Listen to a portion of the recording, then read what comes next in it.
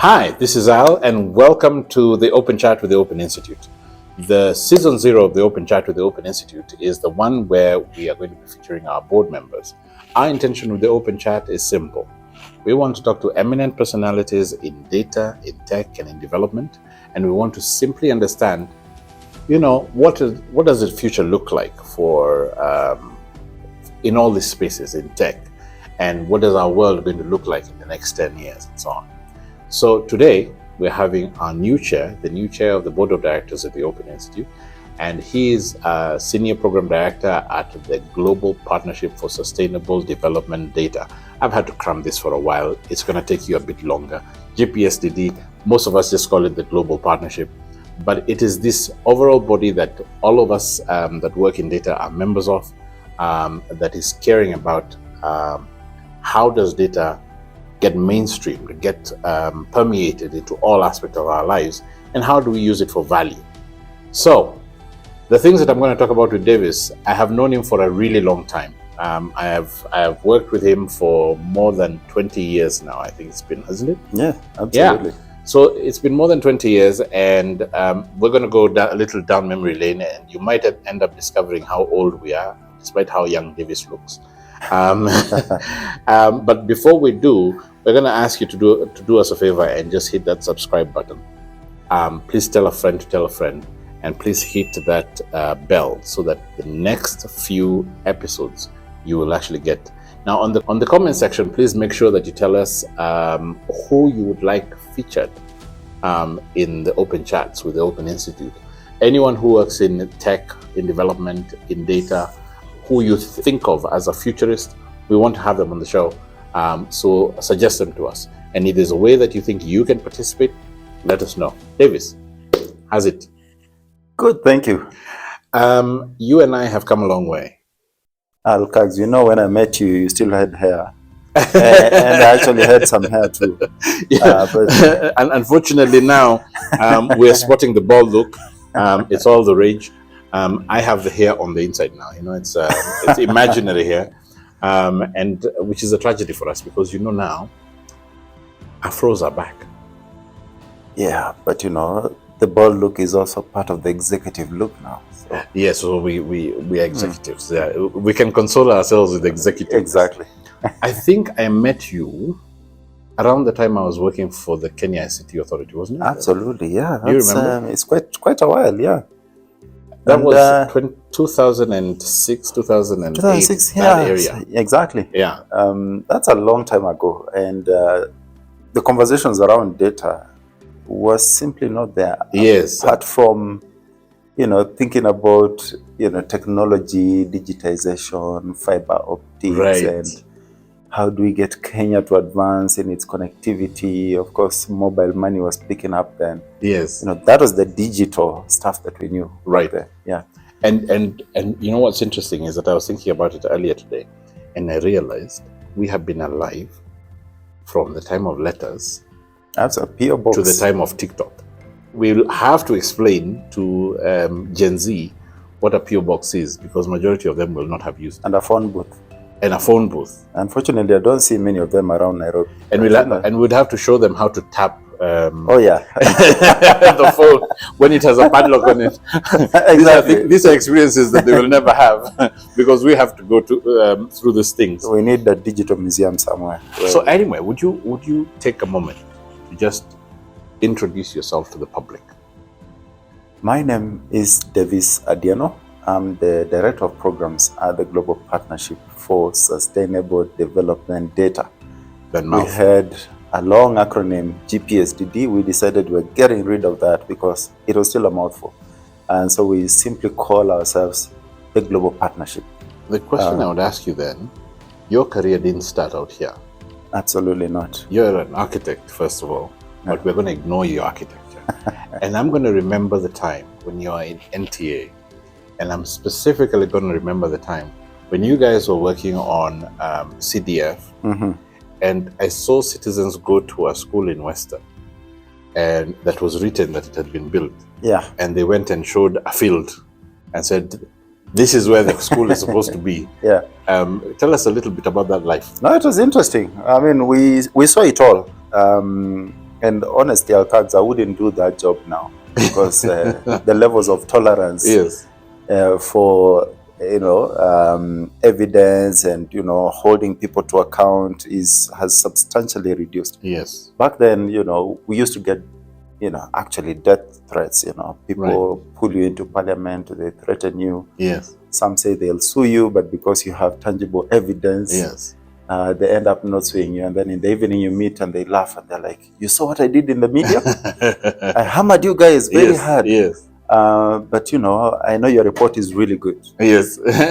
But for my constituency and my votes sake, I had to go to the media and protest bitterly. Yes. But how can we work together? So we made many friends, but also very many enemies at the time. Just looking at social audits, the data is actually out there. This was our very first version of open data. Right. The CDF board used to publish data. Right.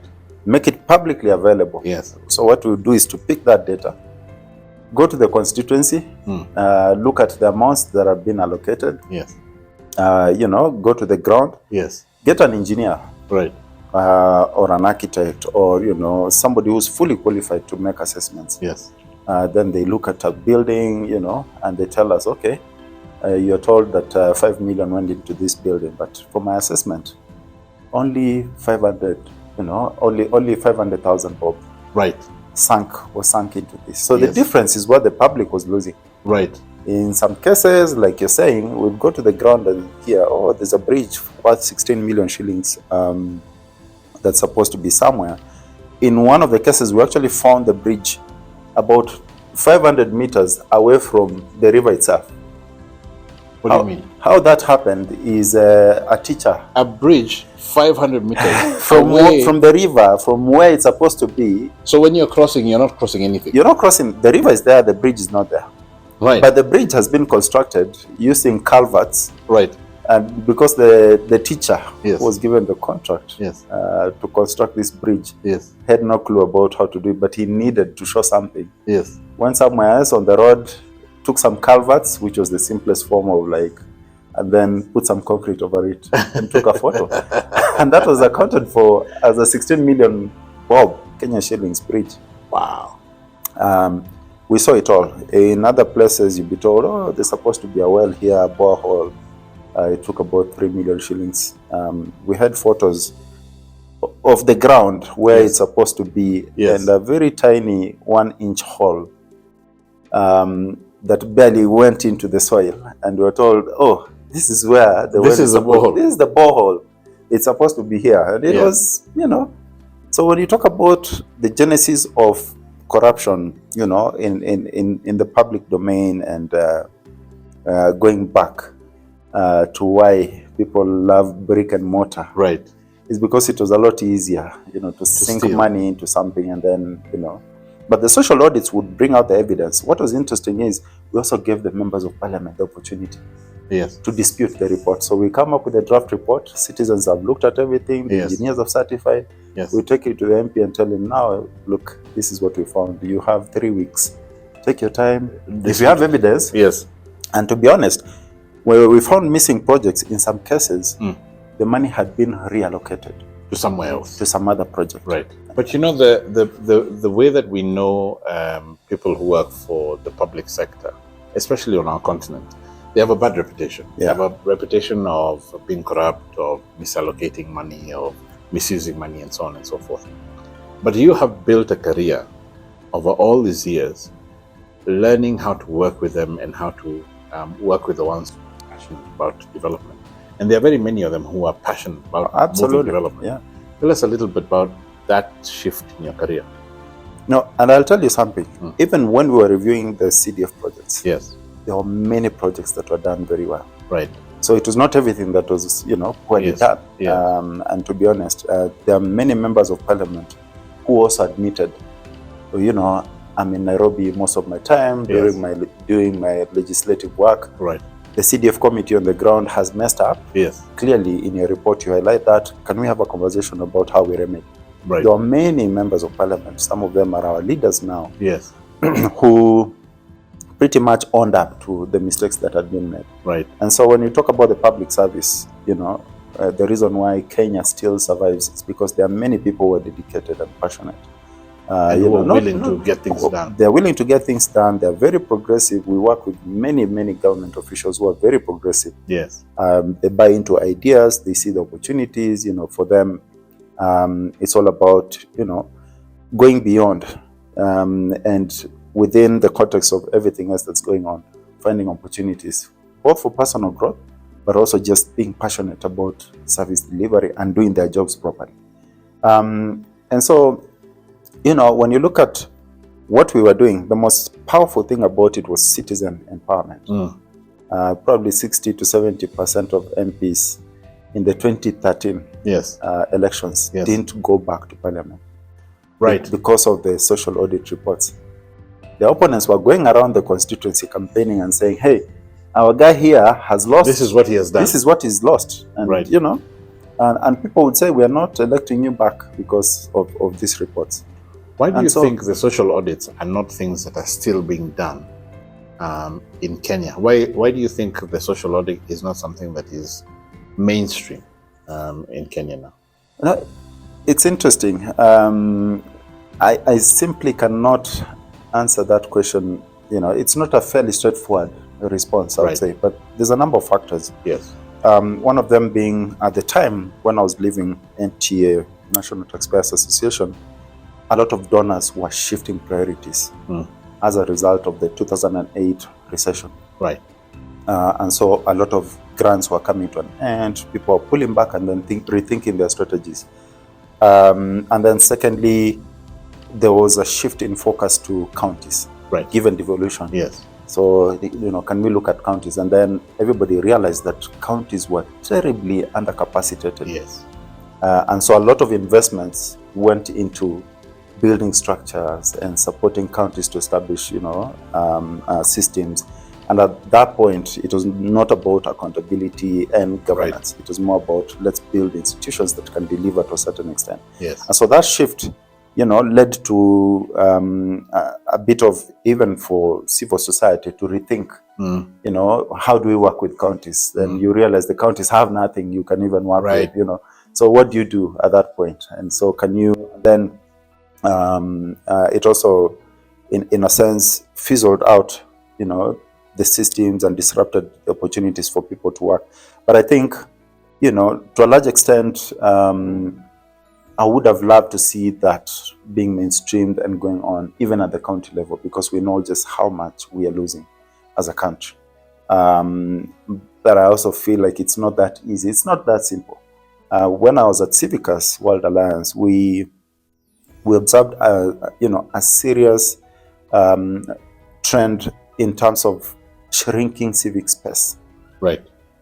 And this was not just, in Africa. It was all over the world. It's a global thing. So when you look at the Civic Monitor, which is one of the tools that was being aggregating data from multiple sources to look at how civil society, citizen voices are actually, being listened to, we realized that, it was getting harder and harder and harder, and then just, the knot was being tightened across the world. Yes. For citizens to talk about their issues and for governments to be a bit more tolerant about citizen voices and all that. So that trend, again, is a big issue, but it's been countered by social media, I would say, at this point.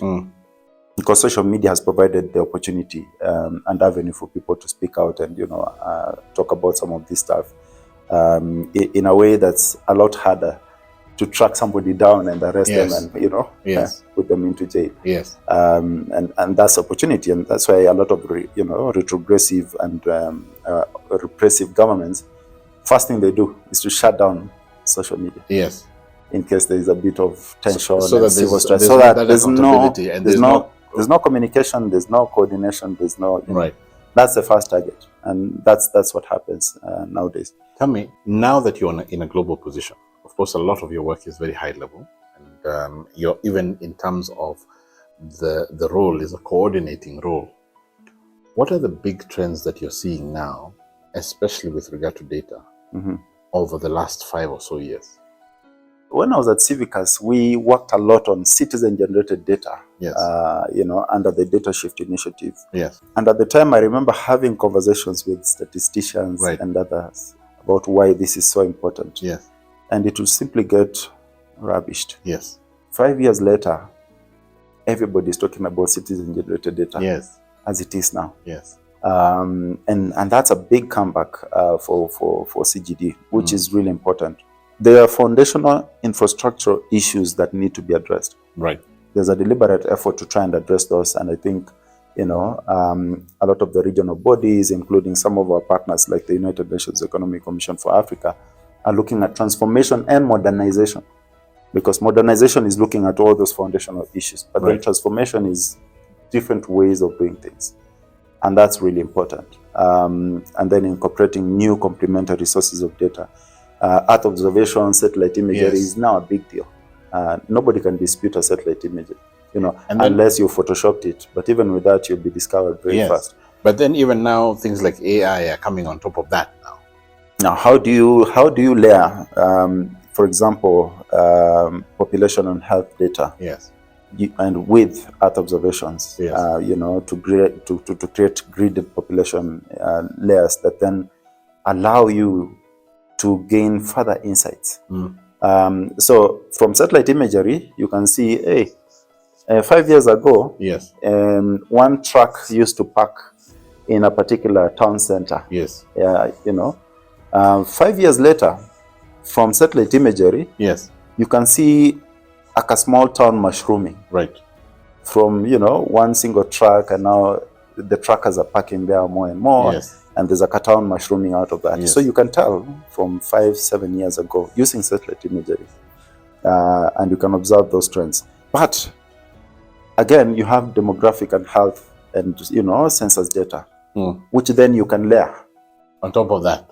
On top of that, yes. And you can tell from 4 years ago or 10 years ago, that was the population of that particular place. And now you can tell from the population growth how things have changed. Yes. But integrating those two gives you a much richer story. Right. Rather than just looking at satellite imagery or looking at numbers. Yes. In terms of the population growth.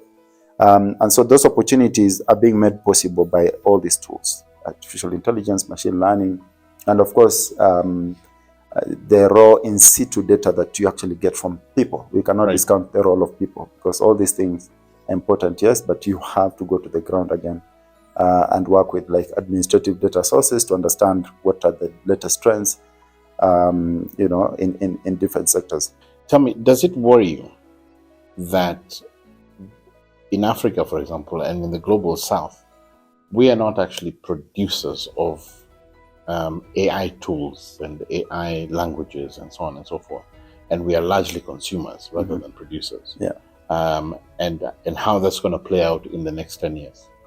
What is interesting is, last year we implemented a project with GIZ Kenya on learning about, artificial intelligence and how the community in Kenya is actually, that report is coming out soon, on how AI and developing guidelines around how, non-state actors in particular can apply AI, looking at capacity issues, looking at legal issues, looking at technological and infrastructure issues. And we learned that there's a lot going on. And what's interesting is that there's a lot of Kenyan actors who are actually, working on tools, solutions, using AI. And so it may not be spoken of, but to be honest, there's an entire community working on this. And what's also interesting is that there's lots of Kenyans and Africans who are working on what you're calling the tools that are coming from the West. But the application, after these have been developed, then the applications now come back in the form of, tools that are being implemented by company X or tech giant X. Which is not... But these are developed by homegrown folks. And so these are areas we need to think about when you're talking about retaining talent. We have or even reattracting talent back. We have such a strong pool of tech giants, data scientists, and everybody else who are working in Silicon Valley and who need to come back to the Silicon Savannah. Yes. And those are the conversations we need to have. So how do we create an enabling environment for people to come back and do some of that stuff here. What do you consider to be your life mission? You've gone from NTA, you've gone to DI, you've gone to Civicus, you're now at GPSDD. But when you look at, all of these things, what do you consider your life mission? I've always been passionate about people. Right. And myself joining the global partnership and of course Civicus there's always a relation to how all these global conversations, commitments, and everything translate into meaningful, impactful initiatives that touch people's lives. Yes. And I don't think that will change for a long time. Right. Because even my shift into non-profit and, into civil society was, from the private sector was primarily driven by that. Yes. And so it's a journey that I'm on and consistently finding opportunities, from where I sit, to create even more opportunities for others, to get to, spread this gospel. Yes. About why it actually matters. Ultimately, it's people's lives. And if Corona didn't teach us anything in 2020, and even now, yes, ultimately it just boils down to life and, yes, livelihoods. The jobs and everything else, when all that is gone, you're left there wondering, what am I going to eat? Yes. What am I going to drink? Do I have a roof over my head? It comes down to the basics. It's back to the basics. Yes. And so all these development models have to think about and constantly aim at going back to the basics. So what was this thing that you saw that made you decide to join the Open Institute board and to even chair it? And so the journey with Open Institute and seeing,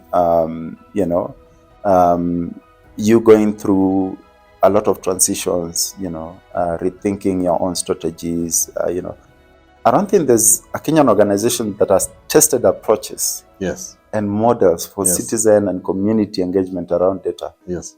Like the Open Institute. No. And I can count across the region. Yes. There are very few. Yes. And so when you look at those models and where you've come in terms of the ability to go into a community and explore and sit down with people, and the curiosity to try and find out what really matters to these people and how do we involve them. Not many organizations do that. Right. And so, that for me, in different jobs, has been very attractive, yes, to the Open Institute. And I'm a big fan, I've always been there supporting and of course learning at the same time, because when you go to the community, there's something you learn. And when you sit in some of these global events, when you speak, the way you communicate is different from people who haven't been exposed to that level of citizen engagement. Right. And so there's a lot, because the facts are different, and you're real, yes, you're a bit more grounded in the reality of poverty, right, poor services, and the challenges that people are facing, at a very granular level. Yes. And so you want to see the opportunities of how you take all that to make sure that the communication and the conversations that are happening, even at the highest level, are pretty much grounded in the reality of what people experience on a day-to-day basis. Yes. And so the Open Institute for me has been a long time journey of learning. And that is what really attracted me to, say, hey, I've been part of this journey. And even as we continue, then there is an opportunity to actually get a bit more involved. Right.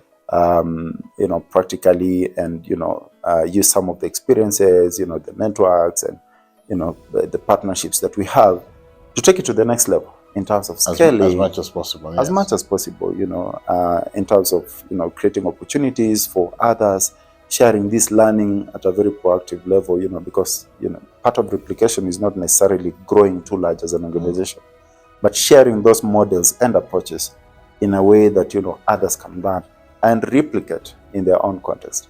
And that doesn't have to be Africa only, these opportunities exist across the world. And we're so excited that you decided to actually join us and work with us on this.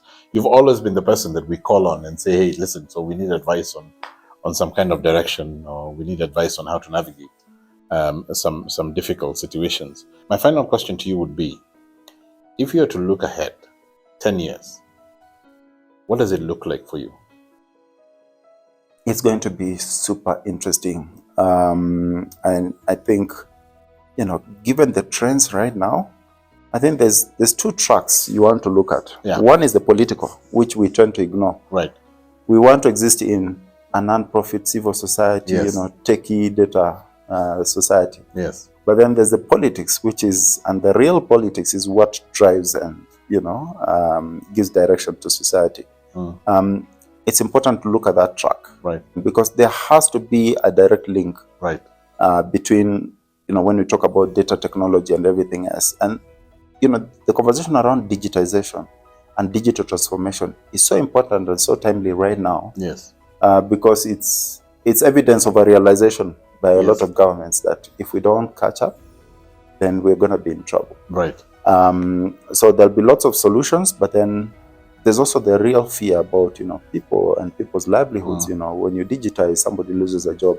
So there's the big questions that we need to think about, and then look at how data and technology can be an enabler for creating more opportunities. Right. So that these guys, even if you create a machine, exactly, they are going somewhere else. Exactly. Yes. And so we can grow our economies, and governments can use data, technology, and evidence to be a lot more efficient, which means making a lot more money available, to create more businesses, to create more opportunities. And the bigger the economy grows, the more the ability to absorb all these people. So digital technologies, data, all these disruptive technologies, are a double-edged sword, depending on how, governments and other partners are going to actually apply and use them. Right. Yeah. There you have it, folks. You can add value from where you are with whatever you have. So if you feel that there's something that you can contribute, don't sit back. Don't worry about your capacity. Just start somewhere. Just start contributing in one way or another. This is the Open Chat with the Open Institute, and we are really happy that you are here to listen to us. This is our Series 0.